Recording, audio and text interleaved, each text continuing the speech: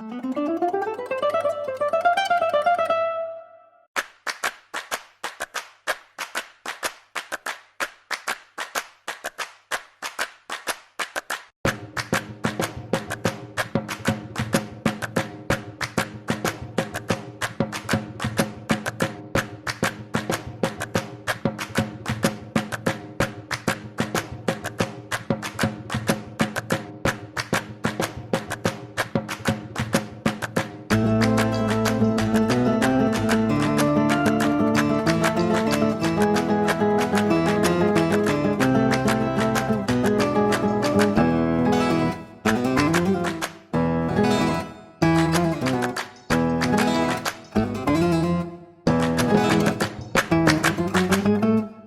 à tous. Merci pour cette présentation et pour l'organisation de ce séminaire. Comme il a été dit, donc je suis paysagiste urbaniste et actuellement doctorant en paysage à l'université de Cergy-Pontoise et au laboratoire de recherche en projet de paysage de Versailles-Marseille. Et en tant que Marseillais, je suis basé à Marseille. Et juste avant ce projet de doctorat, je travaillais avec mes collègues à l'agence Pouillat Paysage à Marseille, qui est située sur le Vieux-Port. Et donc, mon sujet de thèse concerne ce qu'on appelle les zones basses, c'est-à-dire les espaces littoraux, notamment sur l'étang de Berre et le golfe de Fos, qui sont voués à être submergés via les risques de submersion marine qui sont liés au phénomène du changement climatique. Donc, mon approche de la thèse, et c'est un peu ce que je vais vous présenter aujourd'hui, c'est comment j'essaye d'articuler un peu une part de recherche et une part de projet. Elle concerne donc l'aménagement des zones basses de l'étang de Berre et du golfe de Fos. On verra après où ça se situe précisément, en mobilisant un peu deux phases, c'est-à-dire d'avoir une phase attachée premièrement à l'histoire de l'aménagement des zones basses, comment au travers de l'histoire, notamment depuis la Révolution en 1790 jusqu'à aujourd'hui, quelles ont été les différentes phases, les différentes étapes dans l'aménagement du littoral de l'étang de Berre et du golfe de Fos. Et à la suite de ça, comment, notamment actuellement, vous allez voir que c'est pas terminé, mais je développe des nouvelles solutions, et notamment en utilisant une méthodologie aujourd'hui peut-être un peu plus récente qui s'appelle le biomimétisme, qui est l'inspiration à des modèles vivants pour inspirer ma méthodologie en tant que maître d'œuvre. La question de l'aménagement du littoral en France, elle se pose et elle est requestionnée, notamment face à un événement dramatique qui a eu lieu en 2010, qui est l'événement Xintia. Alors non, là, on est vraiment sur le nord-ouest de la France, mais donc c'est un événement qui a touché donc la commune, notamment de la Faute-sur-Mer et d'autres, qui a généré près d'une cinquantaine de morts et évidemment beaucoup de dommages aussi conséquents d'infrastructures, d'habitation et autres. Mais ça a aussi surtout révélé l'état un peu, le mauvais état de nos digues en France, et donc du coup aussi le surcoût de leur reconstruction qui est assez élevé. Ça pose aussi évidemment la question de nos modèles d'aménagement des villes méditerranéennes, mais aussi sur la côte atlantique, au travers du modèle de l'urbanisme balnéaire, des stations balnéaires, donc qui se caractérise par la création d'une digue parallèle au front de mer et qui, par la création d'une voie ou d'une promenade en surplomb, va fixer le littoral et faire émerger la notion de trait de côte. Et donc, du coup, on n'aborde pas le littoral comme une épaisseur, mais comme un trait à fixer. Et donc, du coup, le coût élevé de reconstruction des digues pose la question de ce modèle de l'urbanisme balnéaire. Est-ce qu'il est encore viable demain face aux événements qui se posent? Voilà une cartographie, pour faire simple, de cette notion de zone basse à l'échelle de la France. Voilà les territoires potentiellement vulnérables face à un phénomène lié au changement climatique. Et donc, dans ce petit carré-là, vous avez mon territoire d'études, donc qui est juste au nord de Marseille,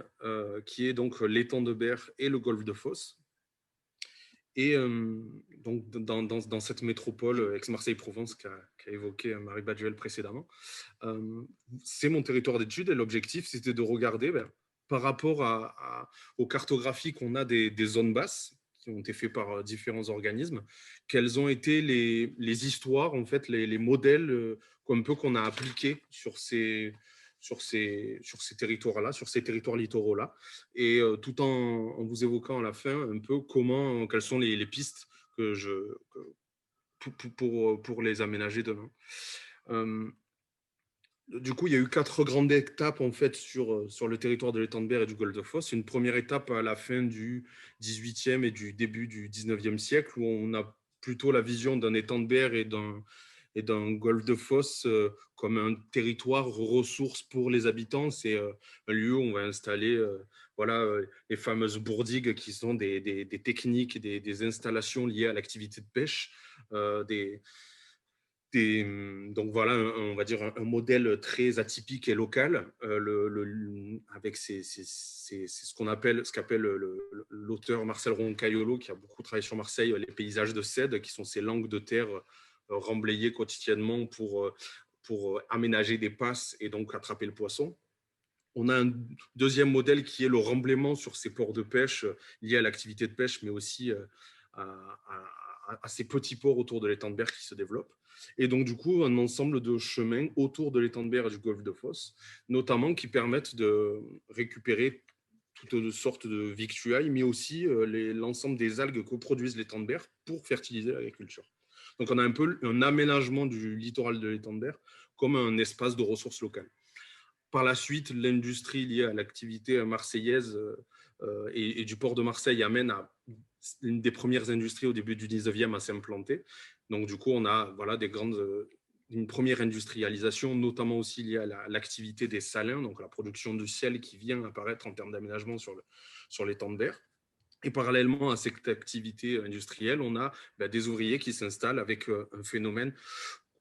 je pense qu'on connaît pas mal en Méditerranée, qui est un phénomène de cabanisation, donc de cabanes informelles qui apparaissent tout le long du littoral. La grosse période, on va dire, en termes d'aménagement et d'opérations assez conséquentes, c'est le milieu du XXe, avec l'installation de la pétrochimie sur les abords de l'étang de Berre, avec des remblais massifs, des dragages en fond de mer assez conséquents, et notamment aussi des gros remblaiements liés à l'activité aéronautique, la présence de l'aéroport de Marignane, que vous connaissez sûrement. Et donc, du coup, tout ça qui ont un peu aussi bouleversé à la fois la proximité et les aménités des communes avoisinantes, et à la fois des questions écologiques, de statut écologique de l'étang de Berre. Voilà, et notamment autour des années 70, l'extension du port de Marseille sur la ville de Fos-sur-Mer, qui va créer de larges darses, et on va avoir aussi l'implantation d'infrastructures industrielles assez conséquentes, voire uniques en Europe, notamment je pense à ArcelorMittal et des grosses industries avec des bâtiments qui font plusieurs centaines de mètres. Enfin, une dernière étape beaucoup plus récente dans l'aménagement du littoral de l'étang de Berre du golfe de Fos, c'est la constitution de plusieurs parcs. Comment ces communes autour de l'étang de Berre et du golfe de Fos ont réussi très récemment, c'est des projets de 2000, 2010, 2020, ont réussi à se ressaisir de certains territoires anciennement productifs, voire de territoires à proximité du centre-ville, et comment on a une dynamique de se ressaisir de la question du littoral en produisant des parcs urbains tout autour de l'étang de Berre. Ça va de pair avec une nouvelle